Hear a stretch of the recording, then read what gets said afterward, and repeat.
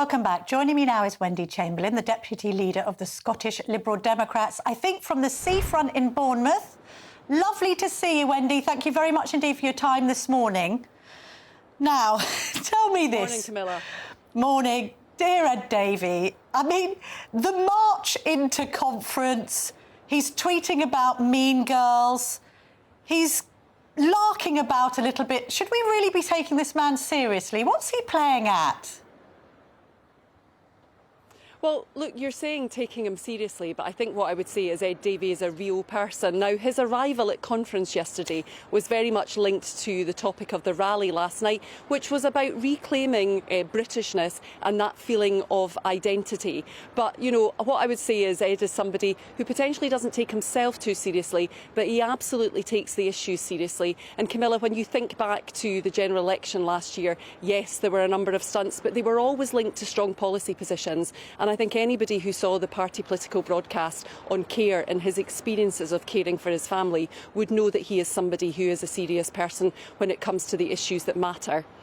No, fair enough. And I take your point on care because he's extremely compelling and convincing on that.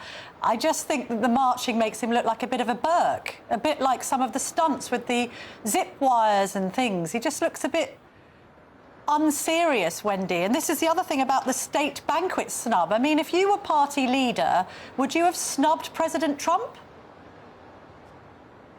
Well, I think the thing about the state banquet is realistically would Ed have got to speak to President Trump, but the reality is you're bringing it up today. It was in the news for 2-3 weeks beforehand, and it was the real opportunity for Ed to talk about the fact that President Trump is the one person who has Netanyahu's ear who can speak to him in relation to the situation in Israel and Gaza. But look, you know, I'm not going to pretend that Ed isn't somebody who likes to have a bit of fun. I think Liberal Democrats generally do, but I think it is about getting the cut through, because those stunts, people remember them, and then it's our opportunity as MPs within the Liberal Democrats to then talk about the issues that matter. Using the internet without a VPN, a virtual private network, is a bit like taking to the road without car insurance. All it takes is one unlucky moment to cost you a lot of cash. This video's sponsor is Private Internet Access. They are the VPN to help keep you safe.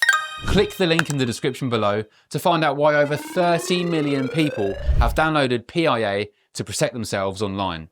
A virtual private network is an app that hides your IP address and helps keep your data private. When you're browsing the internet at home, you give up a large amount of data to businesses, to shops, and indeed to social media giants too. Hackers have the ability to steal your personal data with ease, including sensitive information such as passwords, keystrokes, and even your personal photos. Private internet access helps protect your personal data by encrypting your internet connection to keep your data out of the hands of cyber criminals. And it's not just hackers either to be concerned about. Information can be censored too. When Canada passed their C-18 bill, social media giants decided to ban news content on their platforms. But PIA can protect your ability to consume the news and content you love.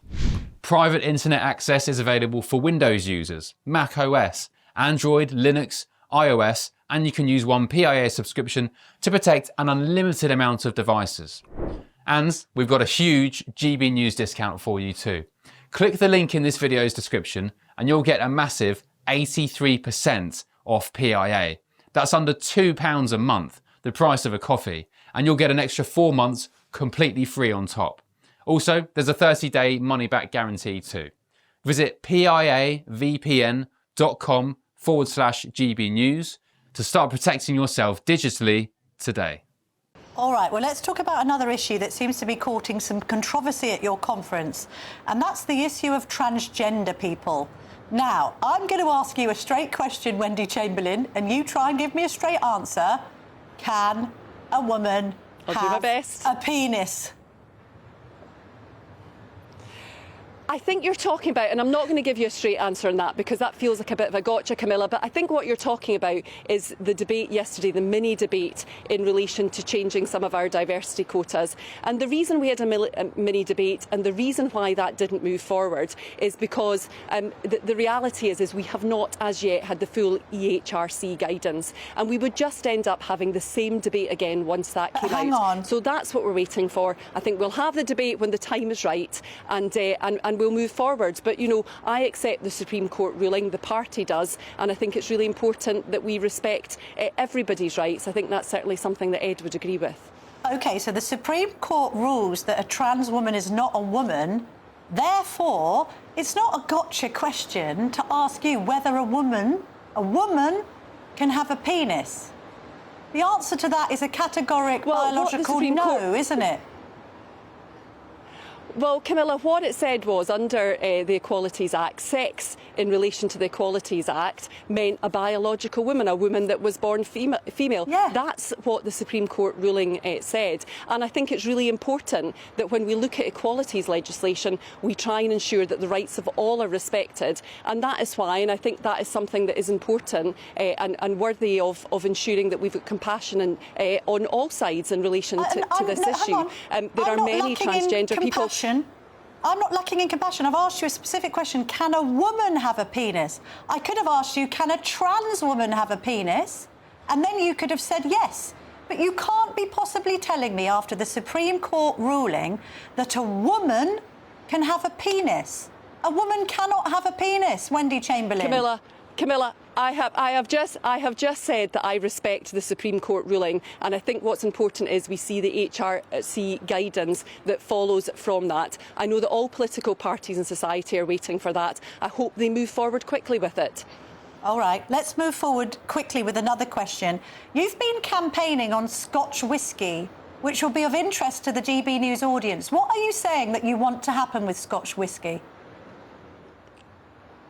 I think there's two things we want to see happen with Scotch whisky. One, we want to see a move on the tariffs from the US government. And I think there is a win-win situation here in relation to this. And indeed, Camilla, I used to work in the whisky industry before I was elected. So I actually have my general certificate in distilling, but don't leave me in charge of anything. But what we're wanting to see is that bourbon casks in the US can only be used once, and then those are bought and used by the Scotch whisky industry. So if we can reduce the tariffs in relation to Scotch whisky, that also helps the American economy as well. And I know that that is the case that the UK and Scottish governments are making. And then second of all, we need to look forward to the budget. And in terms of the budget, it is the case that we have seen alcohol duty in relation to spirits continuing to increase. And that is not something that both the Conservatives and the Labour said that they wouldn't do. And the reality is counterproductive. Actually increasing those rates of duty means less money for the Exchequer, and clearly Rachel Reeves needs all the money that she can get. Wendy, I think we've got less than a minute left. Tell me, what are the top 3 priorities for the Lib Dems right now? The top 3 priorities for the Lib Dems are exactly what they were a year ago, because those are still the issues that people care about. It's about the NHS, it's about the cost of living, and it's about the environment. As we look behind here, there were surfers for sewage were out this morning. We know that that's an issue that constituents really care about, and I certainly know that's the case for me in North East Fife. Are you also pleased to hear Ed Miliband saying that he might reconsider licences in the North Sea near your patch? Well, it's a bit further north than that for me, but look, I think everybody accepts that oil and gas has a long-term future in terms of what we need for a just transition, and that's really important to see that moving forward. Wendy Chamberlain, enjoy the rest of conference in Bournemouth. I was going to say Birmingham, that's another conference. And thank you very much for joining me this morning.